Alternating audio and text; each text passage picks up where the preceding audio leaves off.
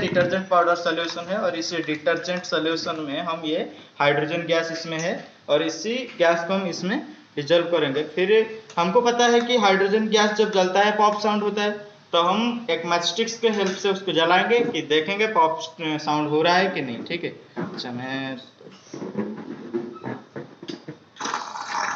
लगा लगा लगा मैच मेरे को दे।